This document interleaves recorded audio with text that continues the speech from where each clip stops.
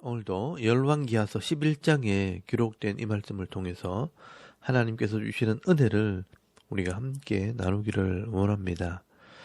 여러분이 열왕기하서 11장 말씀에는 이 북쪽 이스라엘의 오므리 왕조를 심판하신 하나님께서 이제는 이 아합의 영향을 받아 함께 타락한 이 남쪽의 왕들까지 심판하는 내용이 기록이 되어 있습니다.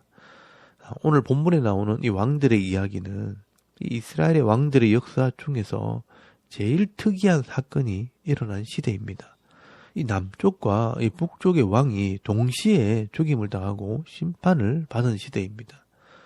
여러분은 이 아합의 아들 요람과 요사밧의 아들 아시야가 동시에 죽임을 당한 시대라는 것을 기억하시면 되겠습니다. 이때는 크게 보면 이세벨의 우상화 정책을 심판한 것이고 또 작게는 이스라엘의 왕들의 어리석음을 심판한 것입니다. 이 북쪽의 아합의 아내였던 이세벨이 바알과 아세라의 신전을 세우고 이 바알의 선지자와 아세라 선지자 850명을 데리고 들어오면서 이 북쪽 이스라엘 백성들이 다 우상을 섬기게 만들었습니다. 그리고 자기 딸 아달랴를 남쪽에 시집을 보내서 이 남쪽의 왕들까지 장악을 하려고 했던 것입니다. 그런데 이 당시의 왕이었던 이 아합이나 이 남쪽의 요사밧 왕은 이런 영적인 일에는 별로 관심이 없었습니다.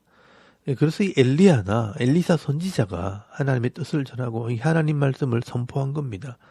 그래도 이 왕들이 정신을 못 차리니까 엘리야 시대는 3년 6개월, 엘리사 시대는 7년 동안이나 기근으로 그 땅을 치시고 또 이 많은 기적과 표적을 보여주어도 이 왕들은 하나님께로 돌아오지 않았습니다. 그래서 하나님께서 마지막으로 사용하신 방법이 이 예후라는 장군을 불러서 왕으로 삼으시고 이 북쪽의 요람 왕을 죽이고 또 이 남쪽의 아시아 왕을 죽이는 것이었습니다. 그래서 여러분 열왕기하서 9장에서 10장까지 말씀에는 이 두 왕을 죽이고 이 주동자였던 이세벨도 죽이고 이 바알의 신전을 헐어버리고 변소를 만들어 버렸던 것입니다. 이렇게 이제 북쪽은 예후가 정리를 해버리고 왕이 되었는데 이 문제는 남쪽입니다. 이 남쪽에는 이 요사밧의 아들 아시야는 죽었지만 이 이세벨의 딸 아달랴가 아직 살아 있었습니다. 그런데 이 아달랴가 자기 어머니 이세벨처럼 악한 짓을 하기 시작합니다. 여러분 오늘 열왕기하서 11장 1절 말씀에 보시면 이 아달랴가 이 자기 아들 아시야 왕이 이 북쪽에 있는 요람에게 병문안을 갖다가 예후에게 죽었다는 소식을 듣고 다른 아들에게 왕위를 물려주어야 마땅한 일이지만 이 아달랴가 이 아시야의 아들들을 다 죽여버리고 자기가 왕이 되어버립니다.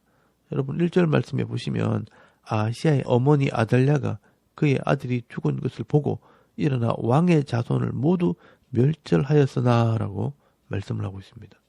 그리고 3절 말씀에 보시면 아달랴가 나라를 다스렸더라라고 말씀을 합니다.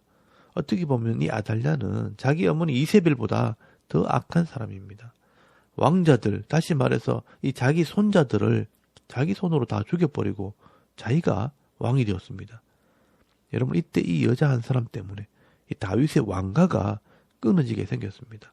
하나님의 이 구원의 역사가 이 다윗의 후손을 통해서 이루어지게 되는데 이 다윗의 후손이 끊어질 위기에 처한 것입니다.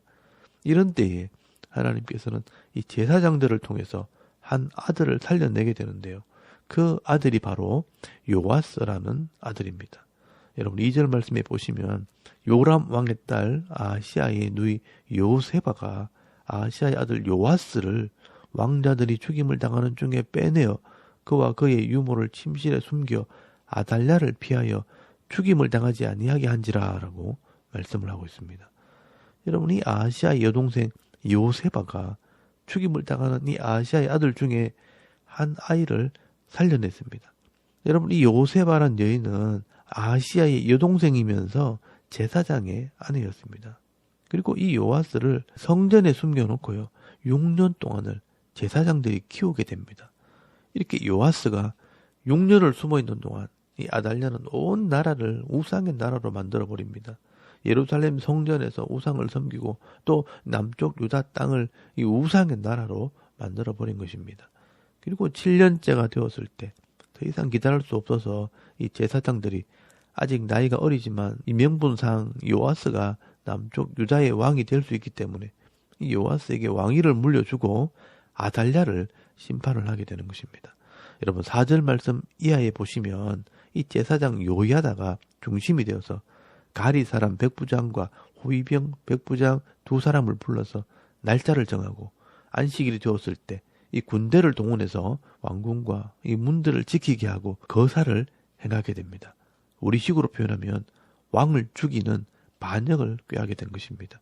그래서 긴박하게 움직이면서 이 군인들이 성전에 숨어있는 7살 된 이 요아스를 데리고 와서 왕관을 그 머리에 씌우고 왕만세를 부르게 됩니다. 뒤늦게 이 소식을 듣고 쫓아온 아달랴는 깜짝 놀라서 도망을 가다가 군인들에게 죽임을 당하게 됩니다. 여러분 4절 말씀에 보시면 7째 해에 요아스가 7살 될 때 이 제사장 요야다가 제사장들을 불러 모읍니다. 그리고 6절 말씀에 보시면 안식일에 왕궁과 성문들을 지키게 하고 이 군사들을 동원해 요아스를 성전에서 데리고 나옵니다. 그래서 12절 말씀에 보시면 요야다가 왕자를 인도하여 왕관을 씌우며 율법책을 주고 기름을 부어 왕으로 삼음에 무리가 박수하며 왕의 만세를 부르니라 라고 말씀을 합니다.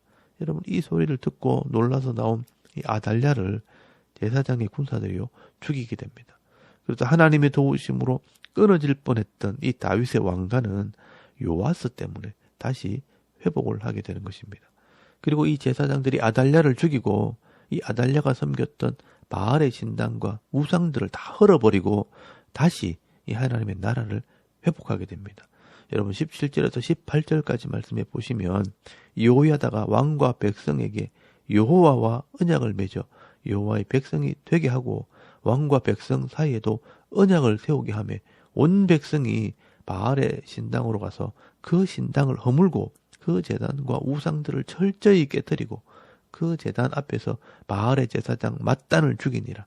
제사장이 관리들을 세워 여호와의 성전을 수직하게 하고 라고 말씀을 합니다. 여러분 이렇게 우상을 제거하고 나라를 바로잡았을 때 이 백성들이 즐거워할 수 있었고요. 또 평온하게 되었다라고 말씀을 합니다. 여러분 20절 말씀에 보시면 온 백성이 즐거워하고 온 성이 평온하더라.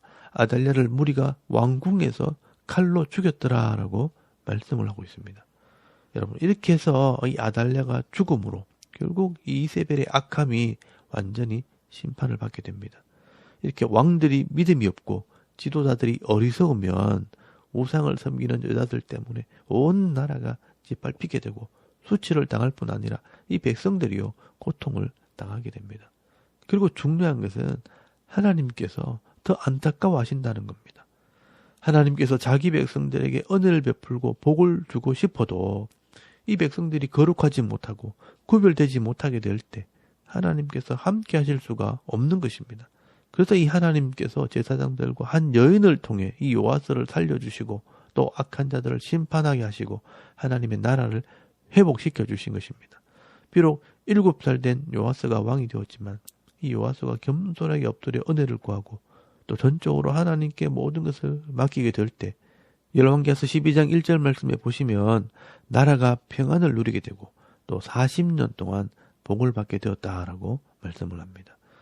그래서 우리도 이 나라와 이 민족을 위해서 기도할 때 이런 지도자들을 위해 기도해야 합니다.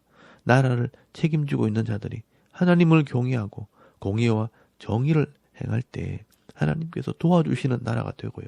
또 백성들은 평안을 누리게 되고 성실하게 일하는 사람들이 대가를 받게 되는 그런 나라가 되는 것입니다. 여러분, 우리 인생도 마찬가지입니다. 우리가 말씀대로 순종할 때 평안한 삶을 살아가게 되지만 자꾸 이 세상의 죄의 모습을 따라가고 이 불신자의 모습이 좋아 보인다고 양다리를 걸치고 이것도 아니고 저것도 아닌 삶을 살게 되면 결국은요 이리저리 헤매다가 부끄러움과 수치를 당하면서 세월을 허송하게 되는 것입니다. 여러분 오늘도 우리가 이 성경의 역사를 보면서 어떤 삶이 지혜로운 삶이고 어떤 삶이 은혜의 삶인가 교훈을 얻을 수 있기를 바랍니다. 여러분 오늘도 우리에게 주어진 이 하루 삶을 살아갈 때 우리의 마음을 하나님께로 향하고 또 예배의 삶, 하나님 말씀에 순종하는 삶을 살아가게 될 때 하나님께서 보호해 주시고 은혜 베풀어 주심으로 말미암아 영육 간의 복을 받아 누리는 삶을 살아갈 수 있는 저와 여러분의 이런 영적인 삶의 모습이 되실 수 있기를 주의 이름으로 축원합니다. 아멘. 우리 잠깐 기도드리겠습니다. 오늘도 예배의 삶, 말씀 순종의 삶을 살아가게 하옵소서. 또 나라와 민족과 섬기는 교회와 이 가정을 위해서 기도하시고요. 또 개인의 기도 제목을 따라 기도하고 오늘 하루 삶을 또 시작할 수 있길 바랍니다. 다 같이 우리 하나님께 한번 기도드리겠습니다. 살아계신 하나님 은혜를 감사합니다. 오늘도 이 아침에 깨우시고 또 먼저 예배하게 하시고